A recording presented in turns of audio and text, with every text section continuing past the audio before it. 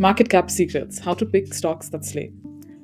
Let's talk about market cap, short for market capitalization. Market cap is the total value of all of company's shares put together. Basically, it's how investors size up a company, like checking the price tag before you shop. A share is a single unit of ownership in a company, so basically one tiny slice of a company pie. A stock is your full collection of shares in that company, so your whole portion of the pie. And market cap is the total number of shares multiplied by the current share price. So for example, company A has 1 million shares, each worth $10. That's a $10 million market cap. And company B has 10 million shares, each worth $100. That's a $1 billion market cap.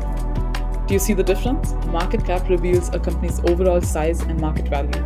And that matters because it helps you decide the type of investment you're making. Do you want a fast-growing, high-potential but riskier up-and-comer? Or do you want a stable, established industry leader with steady performance?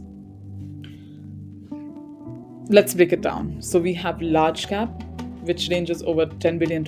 These are the market giants. They're stable, they're established, they are also trusted in the game like Apple or Coca-Cola. There are mid-cap ranges, which are between $2 and $10 billion. These are the growth players. They're strong now, but they also have the potential to become tomorrow's leaders, such as Apple and Coca-Cola are today. And then we have small cap, which are under $2 billion. They're bold risk takers, but less predictable, and they can deliver bigger growth, but at the same time also bigger risks. So the rule of thumb is that larger market cap usually means more stability but less risk. Smaller market cap means more growth potential but also more drama. Big caps protect your portfolio with steady performance. Small caps bring the excitement, but they can also surprise you in both good and bad ways. So, balance is the key. If you prefer safety and slow, steady growth, focus on large caps. If you want higher growth and can handle some ups and downs, mid and small caps are your playground.